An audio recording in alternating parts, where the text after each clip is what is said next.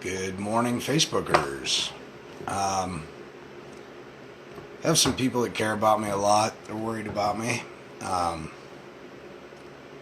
they keep asking me if what I'm doing is worth it. I absolutely feel that it is. I have a moral obligation and duty to continue down this path, knowing what I know now and what I've learned, to continue this fight. Because what I've been shown in their own literature, and they even use the word schemes, I can't back down. And I understand that I'm going to lose a lot of friends and family and people that I once worked with, taking this course of action and following through with this. But at this point, I can't back down. There's morally and ethically, from what I've gained for knowledge, if I was to turn my back, I would be turning my back on everybody I care about. And can't do that. The fact of the matter is this, sorry, it cut me off, this system that oppresses people is not just the United States government, but it's a worldwide organization that oppresses us all. They're all tied together. They all work hand in hand. So I would like to illustrate that for you visually in your mind. I run a business, and Frank runs a business, right? Frank runs the local grocery store. Perhaps I do some construction. Frank and I need each other. I need him to provide me the substance of life or make it readily accessible so I don't have to go hunting all day long. And Fred needs my assistance because he runs a grocery store and has never learned construction, but he still needs a roof over his head, right? This is the same way every government operates. They need each other. They need each other and they support one another. They work hand in hand. You can't have good without evil. You can't have government without the people.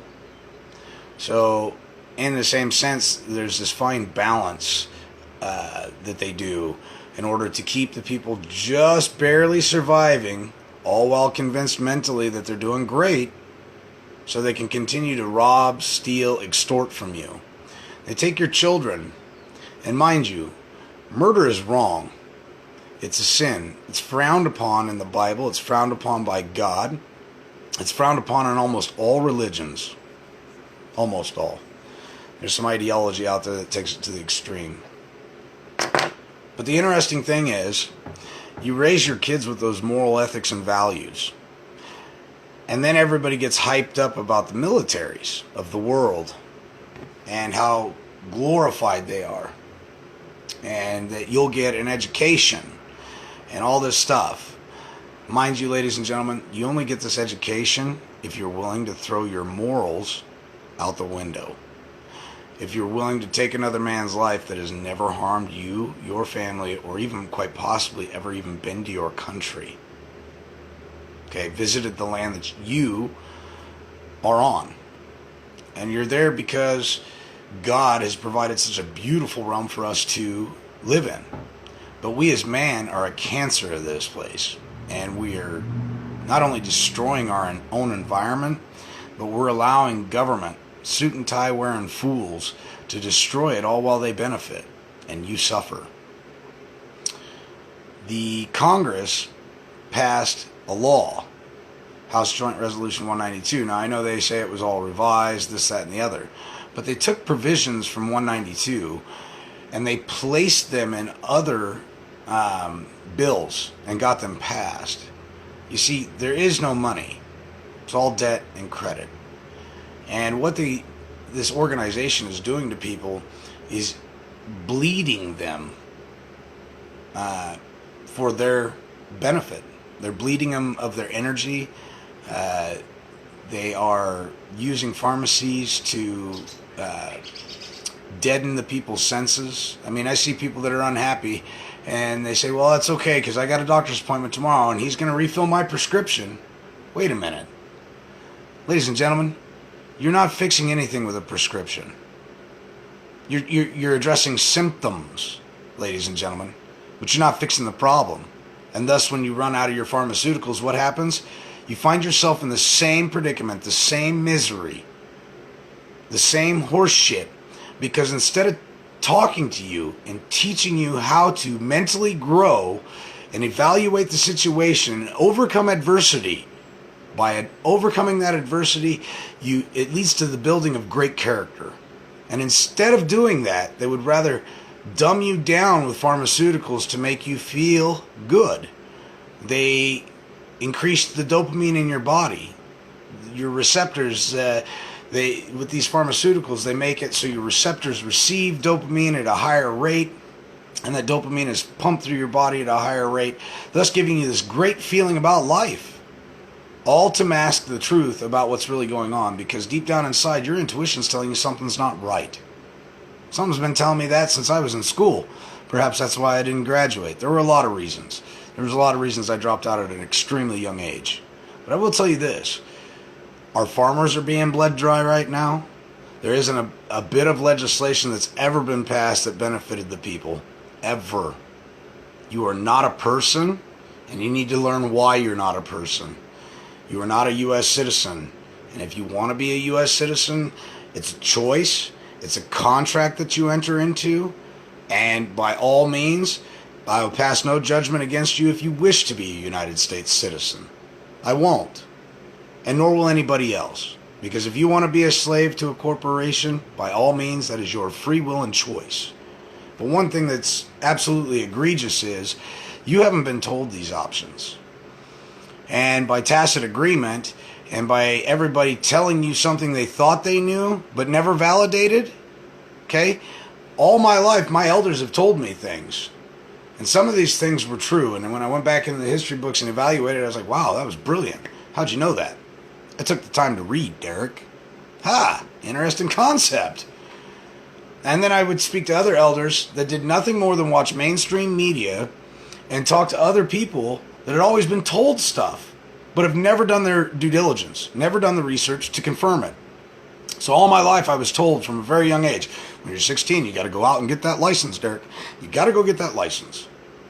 Not one of those people that ever told me that ever looked at the law, read the Constitution, and understood very, very, very clearly that you do not have to have a government-issued ID, which is the government's property. If you read the back of your license, it'll say, please return to the state of Nebraska, or please return to the state of Arizona. It's not your property. It's not yours. And even though you give these FRN notes for it and you believe it to be yours, it's not yours. I won't stop this, even though I'll lose a lot of friends and family out of this. I won't do it. I think it's important for the American people to start waking up. And you guys might not agree with me on every aspect of this, but when we're asking questions in court, we're speaking to our government. When we're talking to the alleged judiciary, these people failing to answer our questions legitimately, logically, ethically, and morally are in breach of the public's trust. They're in dereliction of duty, and they're in dishonor. The questions that I pose in these courtrooms, ladies and gentlemen, are very, very simple. And mind you, I do not ask questions I don't already know the answer to. They know it, and I know it.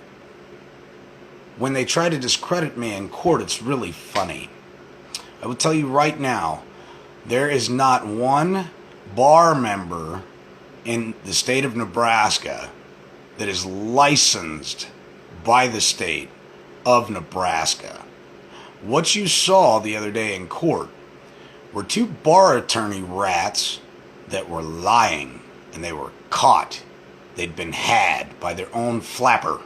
Couldn't shut this thing. Flap, flap, flap, flap, flap, flap, flap, flap, flap. And he got caught. And he got caught more than that. He acquiesced to a whole lot of things I said. And for you ladies and gentlemen that are not learned in law, everything is contract. Whether it be verbal, written, audio videotaped, everything is contract.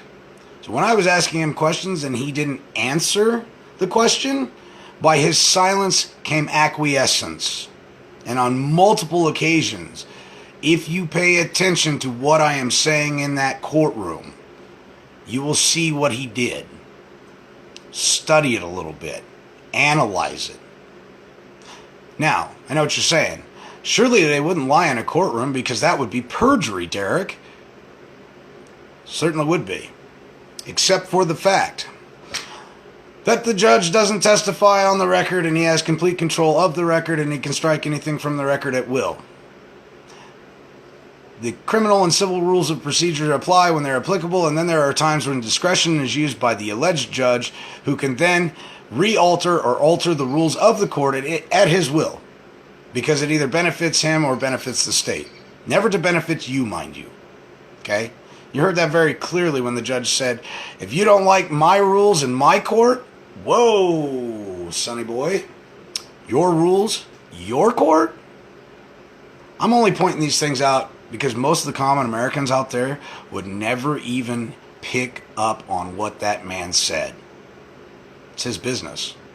You're in his office, and he makes up the shit that he wants to make up, and he's offering you a contract. And he's pissed because some people are smart enough not to accept the contract. The lawyer that proclaimed that he was a licensed state attorney, licensed by the state of Nebraska, he'll never get charged with perjury. You want to know why? He wasn't sworn in on and for the official record, under oath, testifying with firsthand knowledge.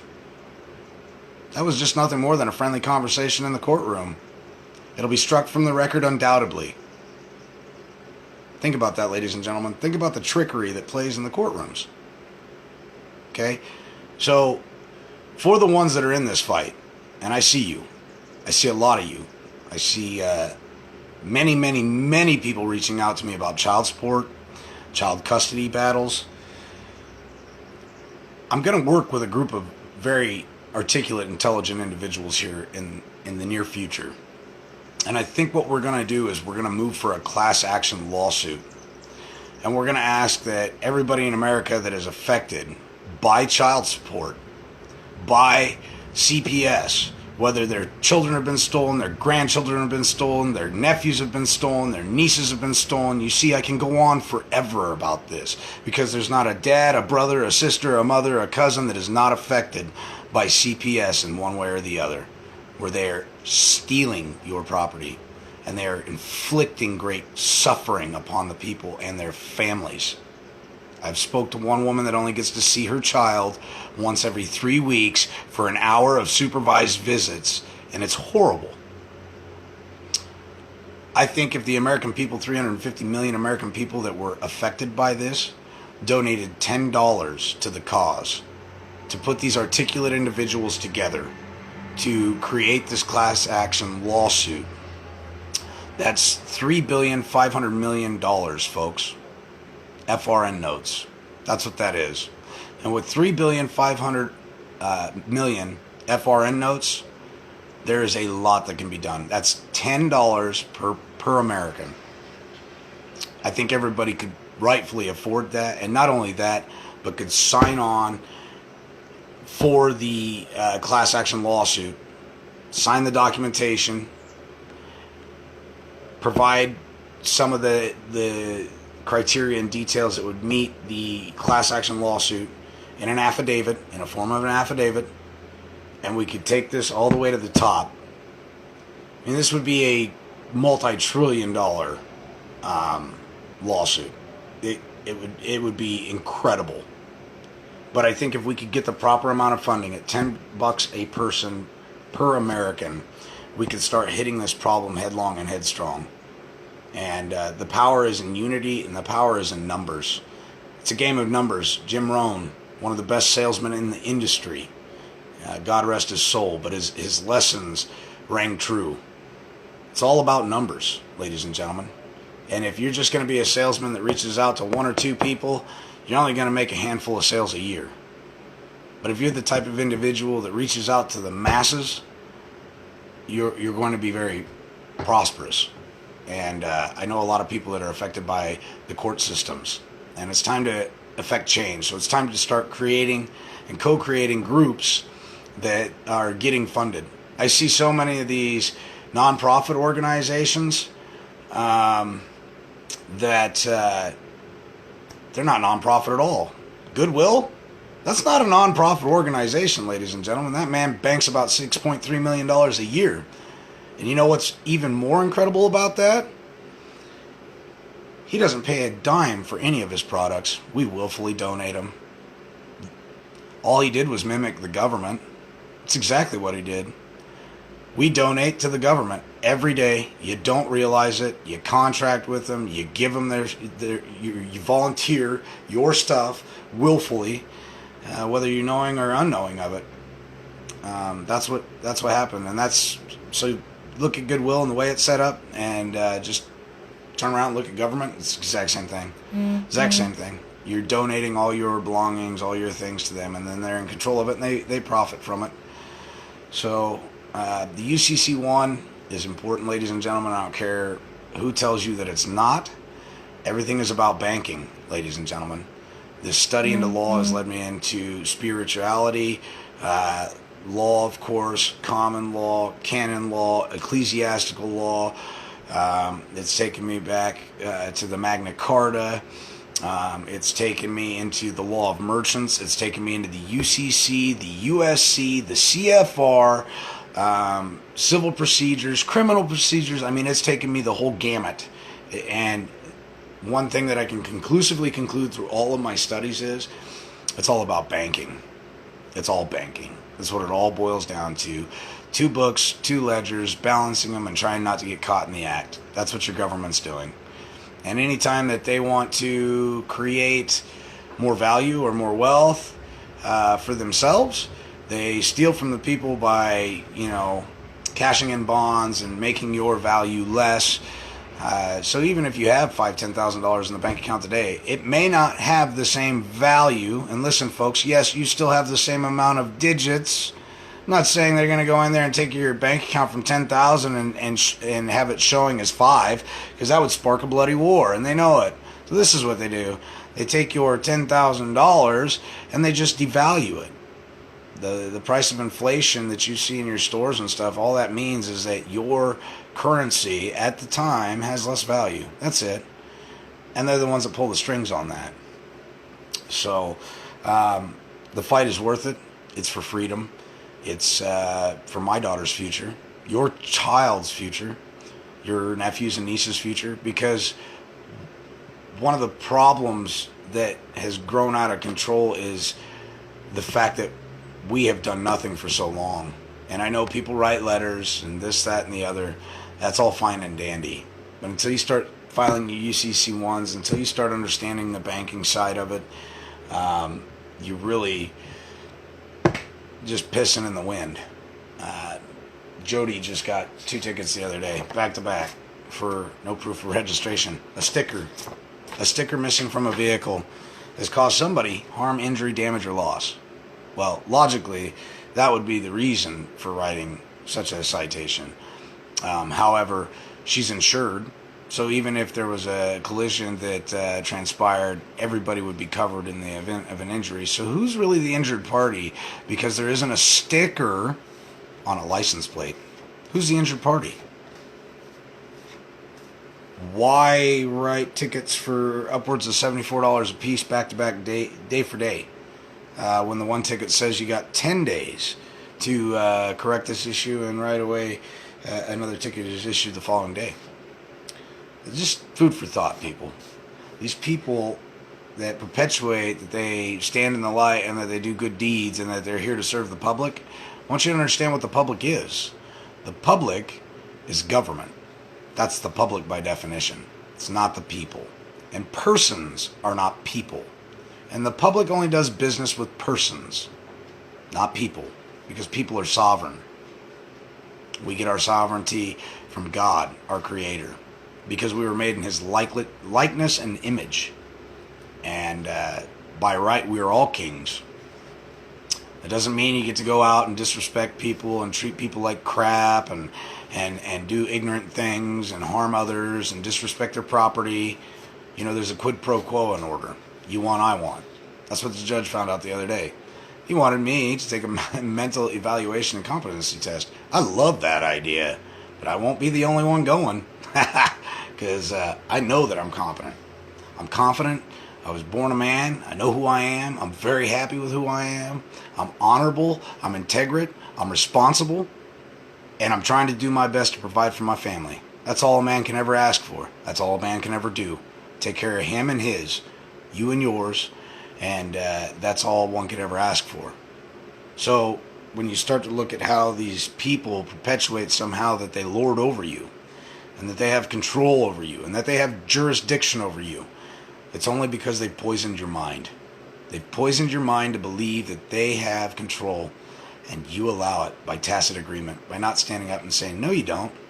I've written Rhonda Lamb at the DMV. I've never heard back from her. I rescinded all my signatures with the DMV. I want nothing to do with their private corporation that is a single and separate unit from the government. I've let them know that I do not need to register my truck, my personal conveyance, my private consumer goods are not at their disposal any longer, and that the state has no interest in my property because my property is my property, not theirs. I no longer have to pay a fee every year to use their property because I'm no longer gifting my property to them. They can't give me the MSO. Isn't that funny? Government was created to hold documents, authentic original documents. So you could basically put your documents in a vault called the government. And they would always have those documents in case a discrepancy ever came up where you had to prove that you owned something, right? So you would go to your county clerk and say, hey, I need that original document. I've got court today. And they would say, well, we'll just send that original document right on up to the court for you. Go up to the court. The judge would have the original document. And so when Frank told you that the vehicle you were operating was his, the judge could pull it out and go, well, here's the original authentic document with the wet ink signature. And it appears this automobile is still this man's property. Do you have a document that says otherwise? Because this one is on record. Well, what they do with those MSOs is they shred them. They shred them. They turn them into digital files and copies, which aren't recognized. You don't have the wet ink signature on them. And everybody knows you can alter anything on a computer. I've seen computer images that are pretty damn good, and you have to wonder if it's true. And you really got to look at it to find out whether or not it's been photoshopped. I just experienced that in court the other day. The signature that was on the alleged allegation, the alleged bill of attainder, it has been altered.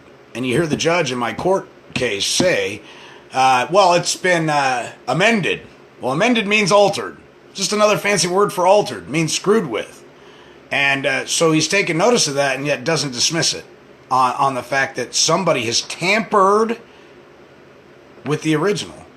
Or at least that's what it appears to be at this point. Nobody can produce the original. Where is the original charging instrument? Because that's the one with value. And in order to extort something from somebody in a contract, you have to do a thing that's called presentment, where you present the instrument, the original instrument. It's like when you buy a cup of coffee, you get a receipt, right? You don't just want the cup of coffee, you want the receipt. You want it all. And when you have a coupon, what do you want? The coupon's not the cup of coffee, it's the coupon. And you give the coupon for the cup of coffee, right? Same thing. When they want you to give them something, well, you want something in return. And that something that you want in return is the original, authentic bill or contract. You always want the original contract. Always.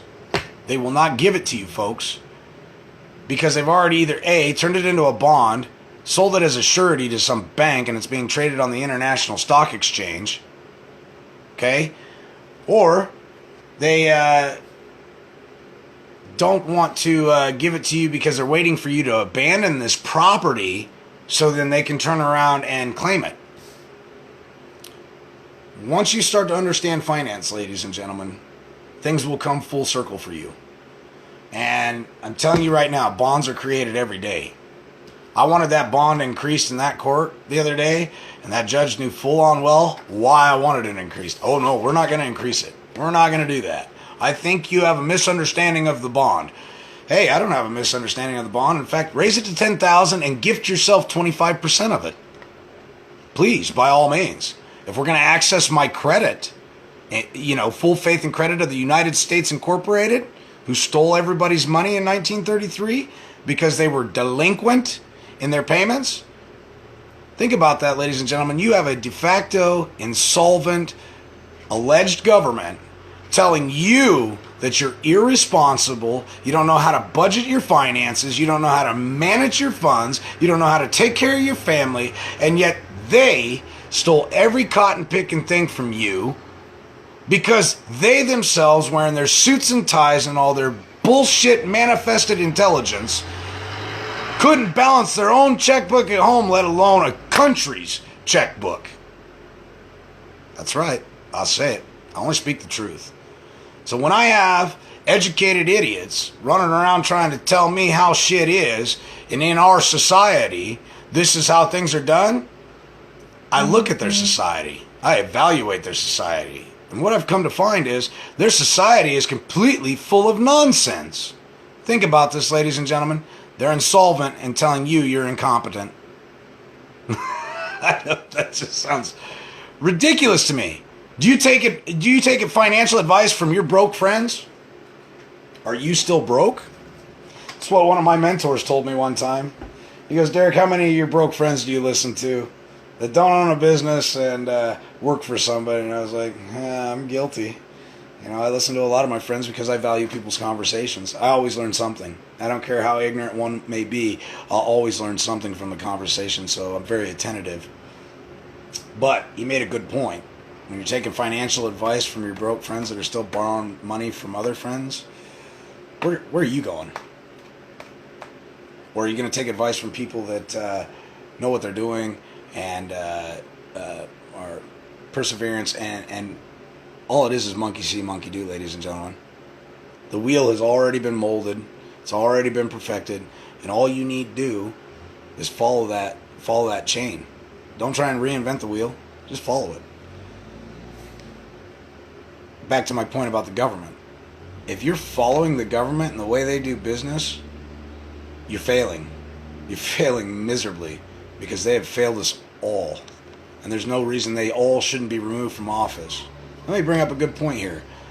Nancy Pelosi, which whether you like her or don't like her, she's still one of your political whatever they are, popularity queens. And I quote, states, "We can't find out what's in a bill until we sign it." You're the one following these people. I don't. I choose to self-govern. I don't need these ignorant, wretched fools interfering in my life. They're incompetent. They're stark, raving, mad lunatics. I've contacted the Secretary of State. I hope to have an intellectual, intelligent conversation with that man. And I've also called the governor's office again. I get a lot of laughing and snickering because maybe their staff are less informed. I don't know. Maybe they think it's funny. I really don't care. But the truth of the matter is you've got an insolvent, delinquent government leading your children to war to benefit and profit themselves and their bankers. And we willfully encourage it. Anyway, I'm going to get off the horn. Hope you guys all got a chance to understand that. The etymology for the word soldier. Look it up. I don't want to quote it because I don't want to quote it wrong. But it's something along the lines being sent off to die. Check it out. Check it out. That's what your soldiers are. They're nothing more than bodies being sent to the slaughter. And for what? When's the last time you benefited from the oil in Saudi Arabia? When did you benefit from Gaddafi's gold? Why are you not benefiting? And would you accept it? Is the moral aspect of it. Knowing how many women, men, and children died, also you could loot and plunder another country? Think about that. And then we allegedly rebuild these countries better than what they have ever been before. I'm sorry. Go over there and take pictures of Iraq. Go look at pictures of Iraq right now, before and after. Go look at pictures of Kuwait. Go look at pictures of Libya. Go look at that stuff. We ain't rebuilding shit, folks. It's all a guise. It's all a front. It's a fraud. It's a con. They're using you as their energy, their food source, to be able to finance these wars and to harm, maim, damage, injure millions of people around the world. You don't have to like the facts. You don't have to like the truth. You can be mad as hell that I'm even saying this. That's your business. But the fact of the matter is, these wars, we've been at war for 250 years. They've never stopped. We've always found ourselves in some conflict. So the United States is a standing military for the world. That's what we're used for, to control other countries, for the bankers. And the bankers finance both sides of the war. You know, London's got its place. The Vatican's got its place in the whole thing. The Vatican sits at the very top. Look up motu proprio. Understand what a motu proprio is, and understand that only one man writes a motu proprio, and instantly, when submitted to the public record, becomes law. One man. Perhaps the king of the world? Look at that. Look at that stuff. Evaluate it. But there is a way to start to stand up, and the first step is acknowledging the fact that there's a problem. So I hope you guys will join me. Like I said, we're going to work on maybe getting small charitable donations, $5, $10, $1, whatever. 350 million Americans, $1 a piece. That gives us a great foundation to recruit some very highly articulate individuals to start taking on this CPS, this monster that destroys families. Obviously, there are kids that need help. I'm not saying that there are not. But what CPS has done has turned this into a gigantic business where they steal your children and sell them to other families. And most often the other families that are gaining these children are not of good sound mind. They do horrible things to these kids. I've talked to so many people that their children were sexually abused in these homes that they were placed in. And it's sad. It's sad to know that this is transpiring, and we as Americans aren't standing up and saying, enough. Enough. So I just wanted to reach out to you guys and let you know where I stand. Love me or hate me, that's your choice, but you'll always know where I stand. And I stand on the side of liberty, freedom, honor, integrity, and justice for everybody. For everybody. And what these governors and these lawyers and legislators are doing to the American people is wrong. And the only way to do anything about it is to stand up. I will continue to record in courtrooms. Eventually they'll probably try and throw me in jail for it. I don't care. The American people need to see what's going on. For those of you that are not affected by court because you say, well, I'm a good puppet and they never play with me, or I know all the cops in the town and they're my buddies so I never get harassed, good for you. Let this resonate in your mind for just a moment. Justice and law are supposed to be blind. So if you're looking at this going, well, I never get bothered, I don't know why I care, just remember, your kids are growing up, and soon someday they may not be friends of the officers that are in their communities.